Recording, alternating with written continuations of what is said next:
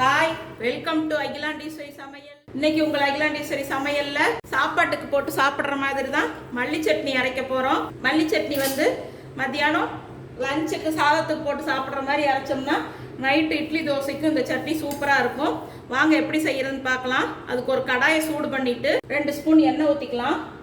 எண்ணெய் ஊற்றிட்டு கடலைப்பருப்புக்கு வந்து 1 ஸ்பூன் போட்டுக்கலாம். கடலைப்பருப்பு 1 ஸ்பூன், சின்ன வெங்காயம் ஒரு 7-8, இஞ்சி ஒரு சின்ன துண்டு, பூண்டு 2 பல்லு போட்டுக்கலாம். போட்டுட்டு வதக்கி விட்டுக்கணும். ஒரு 5 வரமிளகாய் சேர்த்துக்கிறேன் நான். அதையும் சேர்த்து இது கூட நல்லா வதக்கிக்கிங்க. கடலைப்பருப்பு, வெங்காயம், பூண்டு, வரமிளகாய் எல்லாம் நல்லா வதங்கிடுச்சு.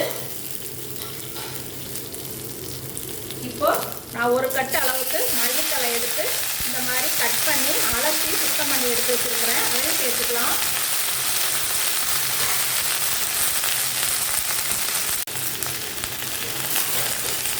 மல்லிகளை சேர்த்துட்டு ரொம்ப நேரம் வதக்கணுங்கிறது கிடையாது. ரொம்ப நேரம் வதக்குனா சட்னியினுடைய கலர் மாறிடும். அதனால் வந்து லைட்டாக ஒரு வதக்கணும்னா போதும். இந்த மாதிரி வதங்கிட்டு இருக்கும்போது மிக்ஸி ஜாரில் சட்னிக்கு தேவையான அளவுக்கு உப்பு சேர்த்துக்கலாம்.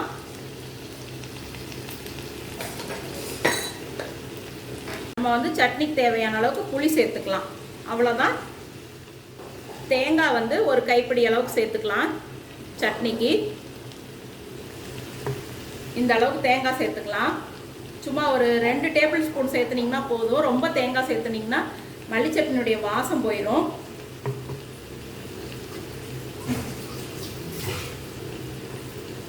இப்போ இது நல்லா வதங்கிருச்சு. இந்த அளவுக்கு வதங்கினா போதும். ரொம்ப வதங்கக்கூடாது. ரொம்ப மல்லித்தலை வதங்குச்சுன்னா ஒரு மாதிரி வந்து கலர் மாறிடும். அப்புறம் வந்து நம்மளுக்கு சட்னியும் பார்க்குறதுக்கு பச்சை பசேர்னு இருக்காது. அவ்வளோதான். ஸ்டவ் ஆஃப் பண்ணிவிட்டு நம்ம வதக்கின மல்லித்தலையை வந்து மிக்ஸி ஜாரில் சேர்த்துக்கலாம். மிக்ஸி ஜாரில் சேர்த்துட்டு லைட்டாக தண்ணி சேர்த்து சட்னி கொஞ்சம் சாதத்துக்கு போட்டு சாப்பிட்றோன்னா கொஞ்சம் கெட்டியாக தான் இருக்கணும். அதனால் வந்து கொஞ்சம் நீங்கள் வந்து கெட்டியாகவே அரைச்சிக்குங்க. தண்ணி வந்து கரெக்டாக கொஞ்சமாக லைட்டாக தண்ணி சேர்த்து அரைச்சிக்குங்க. நல்லா ஆற வச்சு இதை அரைச்சிட்டு உங்களுக்கு சட்னி வந்து எப்படி வந்திருக்குன்னு நான் காட்டுறேன். இப்போ வந்து நம்ம அடுத்தது பாவக்காய் பொரியல் செய்ய போகிறோம். இன்றைக்கி லஞ்சுக்கு மல்லித்தலை வதக்கணும் இல்லைங்களா, அந்த சட்டிலேயே வந்து நான் வந்து ஒரு 4-5 ஸ்பூன் வந்து எண்ணெய் சேர்த்துக்கிறேன். நம்ம பொரியல் தானே செய்ய போகிறோம். அதனால் வந்து நம்ம அந்த பாத்திரத்தை வந்து கழுவ வேண்டியதில்லை. அப்படியே நம்ம செஞ்சுக்கலாம். எண்ணெய் சூடான உடனே உளுத்தம்பருப்பு. இந்த பாவக்காய் பொரியல் வந்து ரொம்ப நல்லா இருக்கும், டேஸ்ட்டாக இருக்கும். சாதத்துக்கு போட்டு சாப்பிட்டிங்கனாலும் அருமையாக இருக்கும். தொட்டுக்கிட்டு சாப்பிட்றதுக்கும் நல்லா இருக்கும். தயிர் சாதத்துக்குலாம் அருமையாக இருக்கும். கடலைப்பருப்பு போட்ட உளுத்தம்பருப்பு, கடுகு போட்டாச்சு. கடுகு உளுத்தம்பருப்பு பொரிஞ்ச உடனே 2 வரமிளகாய், கொஞ்சம் சின்ன வெங்காயம் கட் பண்ணி வச்சுருக்கிறேன், அது சேர்த்துக்கலாம். நீங்கள் வந்து பெரிய வெங்காயம் கூட சேர்த்துக்கலாம். ஆனால் நான் எனக்கு சின்ன வெங்காயம் தான் சேர்த்து செய்கிறேன். அதுக்கு இங்கே வெங்காயத்தை 1 கொத்து கருவேப்பிலை சேர்த்துக்கலாம். நான் வந்து இன்றைக்கி 2 பாவக்காயை வந்து இந்த மாதிரி கட் பண்ணி எடுத்து வச்சுருக்கிறேன். அது கூட ஒரு சின்ன தக்காளி எடுத்து வச்சுருக்கிறேன். அதையும் இந்த வெங்காயம் நல்லா வதங்கினதுக்கப்புறம் சேர்த்துக்கலாம்.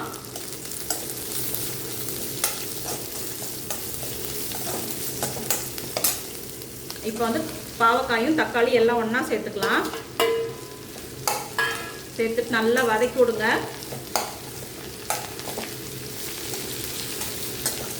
பாவக்காய் வந்து அடிக்கடி நம்ம சமையலில் சேர்த்துக்கிறது ரொம்ப நல்லது. வயிற்றில் வந்து பூச்சி இருந்தாலும் சுகர் இருக்கிறவங்களுக்கும் பாவக்காய் வந்து ரொம்ப நல்லது.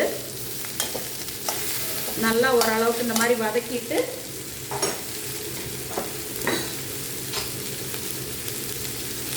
காய்க்கு தேவையான அளவுக்கு உப்பு சேர்த்துக்கலாம். மஞ்சள்தூள் ஒரு 1/2 ஸ்பூன் சேர்த்துக்கலாம். பாவக்காய் வந்து எவ்வளோ டிஃப்ரெண்ட்டாக வெவ்வேறு டிஷ் மாதிரி கூட செய்யலாம். இது வந்து சிம்பிளாக மத்தியானம் லஞ்சுக்கு வந்து தொட்டுக்கிறதுக்கு நல்லாயிருக்கும்.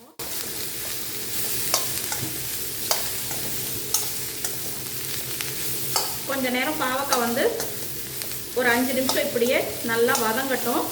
அதுக்கப்புறம் நம்ம வந்து மசாலாலாம் சேர்த்துக்கலாம்.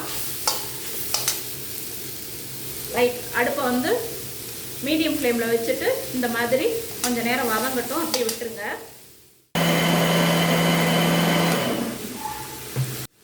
இங்கே பாருங்கள், நம்ம மல்லி சட்னி நம்ம அரைச்சோம் இல்லையா, வதக்கி அரைச்சோம்ல, அந்த மல்லி சட்னி சூப்பராக இங்கே பாருங்கள் கலர் எவ்வளோ பச்சை பசேர்னு இருக்குது. அப்படி கலர் மாறாமல், கொஞ்சம் கூட கலர் மாறாமல் இருக்குது.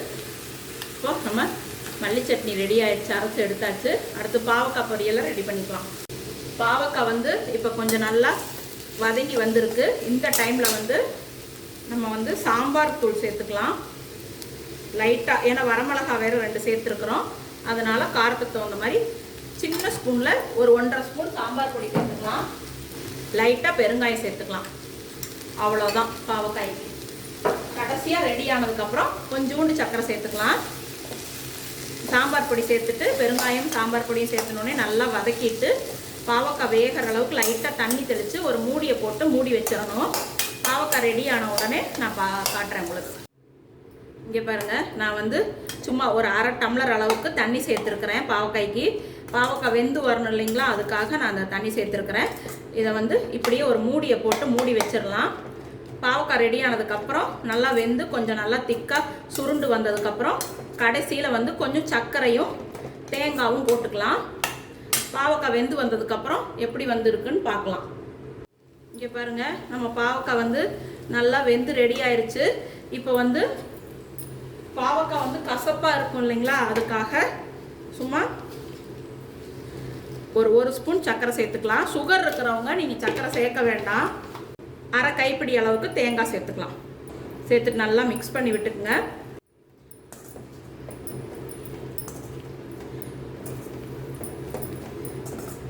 பாருங்கள், சூப்பராக ரெடி ஆயிடுச்சு.